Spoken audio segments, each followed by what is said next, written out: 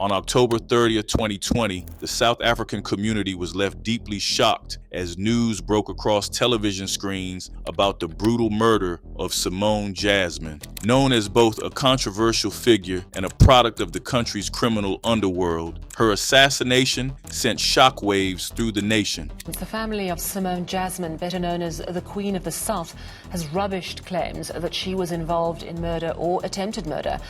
Jasmine's believed to have led a ruthless drug gang in Wentworth, Durban, which supplied heroin to townships around the city.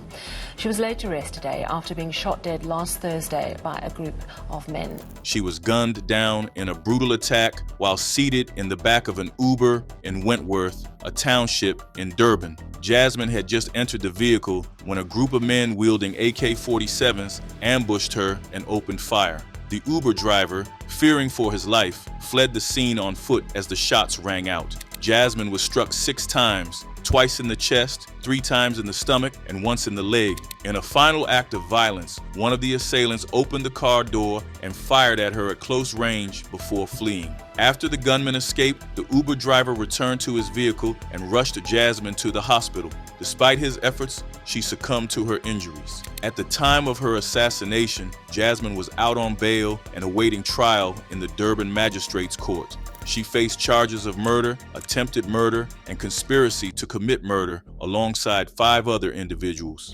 Jasmine was a prominent figure in Wentworth's criminal underworld and reputedly the leader of the cartel gang, a violent street gang she is said to have founded in 2017. The cartel's primary operation involved the distribution of drugs, particularly heroin, which had become a highly lucrative trade in Durban. The charges against Jasmine stem from a shooting that occurred on July 10, 2020. During the incident, 2 men were brutally shot. 1 man died later in the hospital, and another man survived with serious injuries. Jasmine, along with other cartel gang members, was arrested in August 2020 for her alleged role in the crime. Law enforcement believed this shooting was part of a larger conflict fueled by a botched drug deal between the cartel gang and other drug dealers. According to Durban's anti-gang unit, this violent chain of events was a direct result of the escalating heroin trade. For residents of Wentworth, Jasmine's death was yet another chapter in a long saga of bloodshed and despair. The community has endured years of terror as gang wars fueled by the booming heroin market have ravaged the area.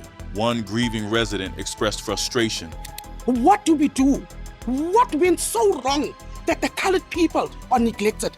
We're dying. Our children are dying. It says that the children will bury their parents, but we're burying our children. Why must go on? We're SEPs to fight with us.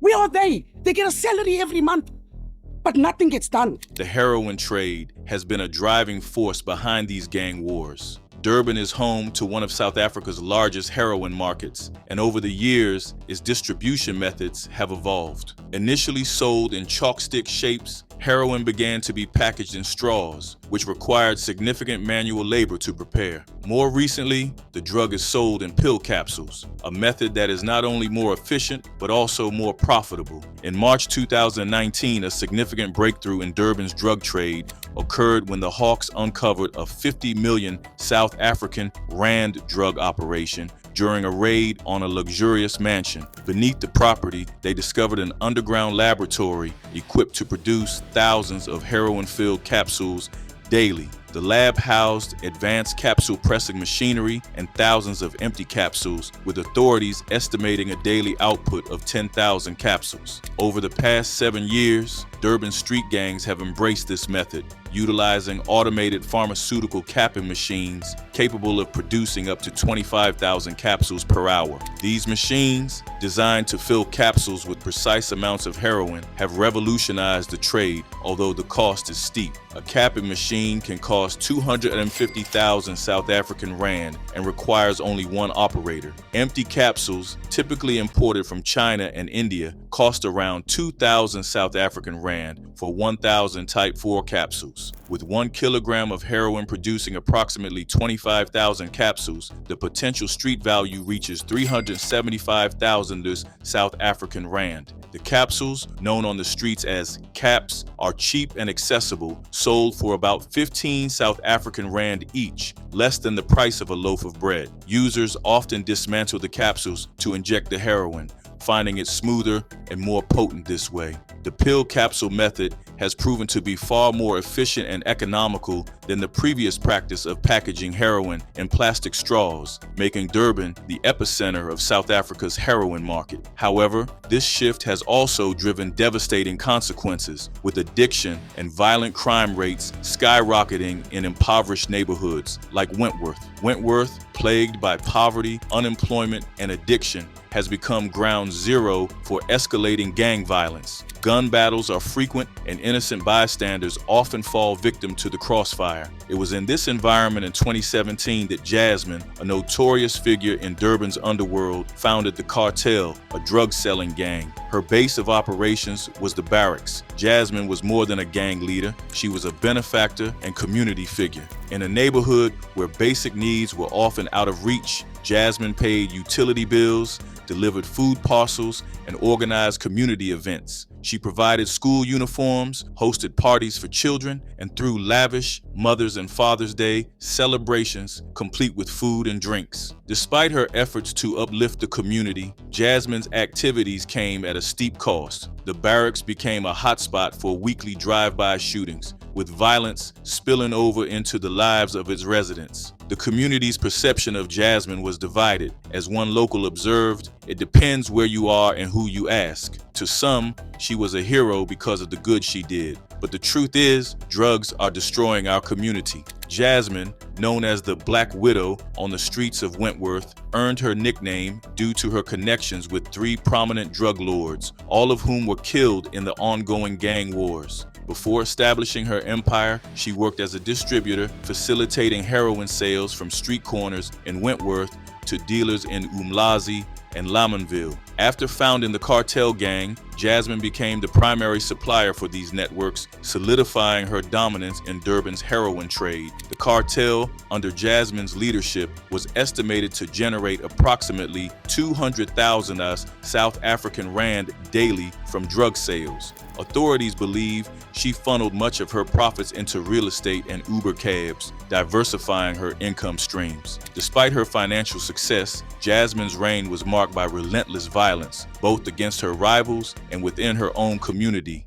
Her story underscores the complexity of Wentworth's struggles, where figures like Jasmine are both products of and contributors to a broken system. On one hand, she provided support and relief to a community in crisis. On the other, she perpetuated the very cycle of addiction and violence that kept her neighborhood in turmoil. The introduction of heroin capsules has only intensified these challenges, fueling an unrelenting war for control of Durban's drug market and leaving communities like Wentworth caught in the crossfire. Jasmine faced constant challenges due to the conflicts arising from her extensive drug network. In 2019, tensions escalated between her cartel and drug dealers linked to the Umlazi taxi industry after a failed drug deal. Police alleged that Jasmine's crew murdered a prominent member of an Umlazi gang tied to the taxi sector and disposed of his body in a field. This act of violence prompted a brutal retaliation,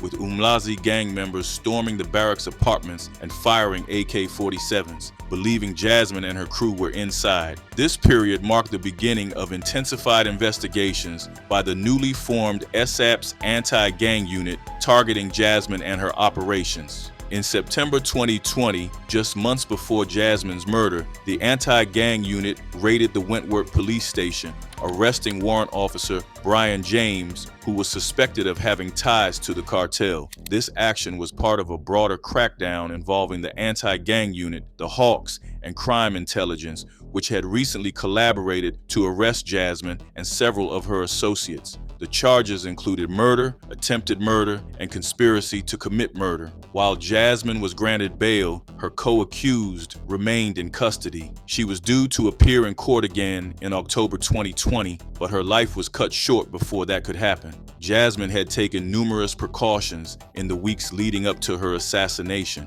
She avoided using her own vehicle, relied on others to make reservations, hailed taxis for transportation, and never followed a predictable routine.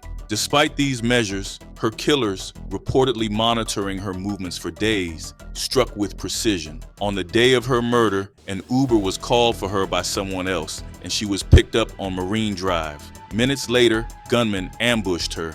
According to a detective on the scene, Jasmine was shot 6 times, twice in the chest, 3 times in the stomach, and once in the leg. The assassins had even doubled back to ensure the job was done. At the crime scene, police recovered 5 shell casings and 1 bullet hole, evidence of the calculated attack. Jasmine's death marked the end of a tumultuous life entangled in violence and criminal enterprise, a grim chapter in the ongoing saga of Durban's gang wars. Thanks for watching and see you in the next video. Goodbye.